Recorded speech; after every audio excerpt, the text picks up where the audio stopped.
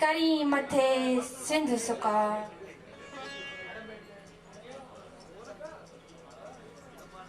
साईं में सदाई करी मथे सिंध सुकार दोस्त तू दिलदार आलम सब आबाद करी।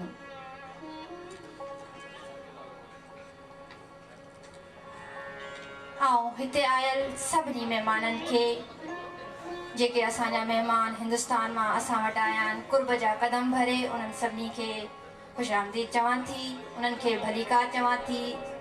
असांजी सिंध मां आयल उन्हनि सभिनी खे ख़ुशामदीद चवां थी।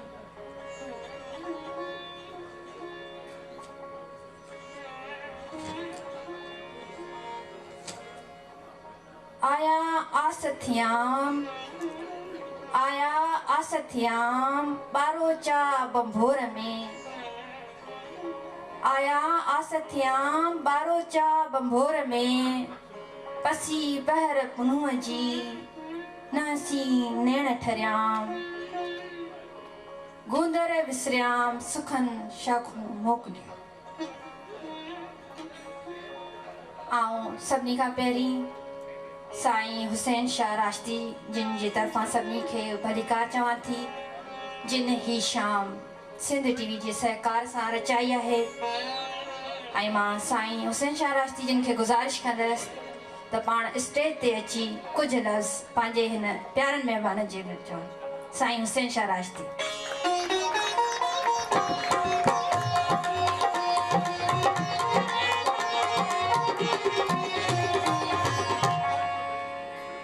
मुअज़्ज़िज़ मेहमानों, ख़ासि तरह सां असांजा हिंद मां आयल सिंधी भाउर ऐं हितां जा अदीब मुअज़्ज़िज़ ऐं शाइर, मां ख़ासि तरह सां जाजे हाकिम अली ज़रदारी, साईं क़ाइम अली शाह, साईं कमर ज़मान शाह ऐं ॿिया घणेई वेठा आहिनि, उन्हनि जा नाला वठंदुसि।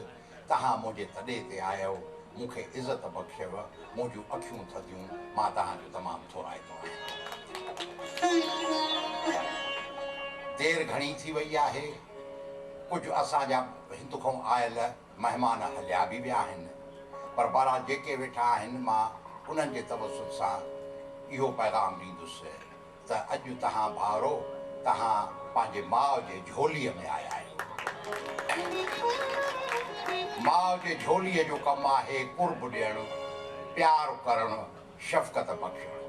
असां ॾाढी कोशिशि कई आहे ऐं जेतिरो वक़्तु तव्हां असांजा महिमान आहियो त असां कोशिशि कंदासीं त तव्हांखे जेतिरी मोहबत ॾेई सघूं, जेतिरी तव्हांजी महिमान नवाज़ी करे सघूं, त सच पुछो त बि जेको आहे सो घणो घटि थियो। बहरहाल मां हाणे घुरंदुसि त मूसीक़ीअ जी महफ़िल शुरू थिए, तंहिंजे करे मां तव्हांखे हिकु दफ़ो वरी तव्हांजो थोरो मञींदे मां इजाज़त वठां थो पियो।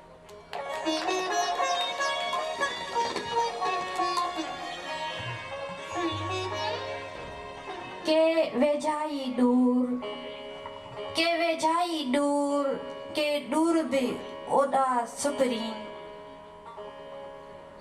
के वेझाई दूर, के दूर भी ओदा सुपरी, के चढ़न न चित ते, के विसरन न मूर, जिया में कुंडिया कूर, जिया में कुंडिया, जिया में कुंडिया पूर, तियन दोस्त वरा को दिल। हाज़रीन, हाणे असां हिकु अहिड़े फ़नकार खे दावत ॾेई रहिया आहियूं जेके सखर सां तालो रखनि था। इहो आवाज़ सखर मां उभरियो, न सिर्फ़ सिंध पर पूरी दुनिया में विखरिजी वियो। ऐं गुज़ारिश कयां थी बरकत अली खे त पाण स्टेज ते अचनि ऐं कुझु असांखे ॿुधाइनि। बरकत अली, तव्हांजो ताड़ियूं बरकत अली जी हिम्मत अफ़ज़ाई कंदियूं।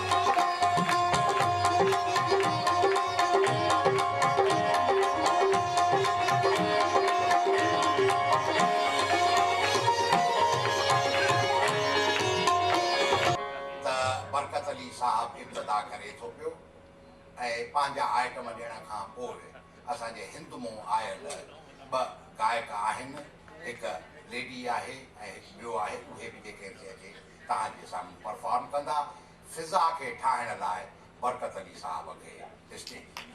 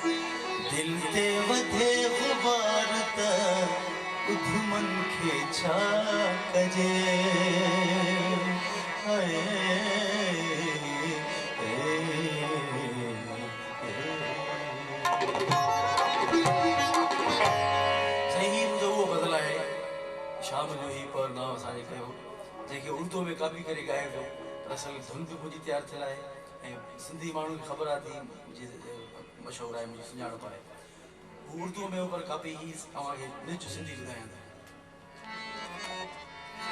थो शाम जो ही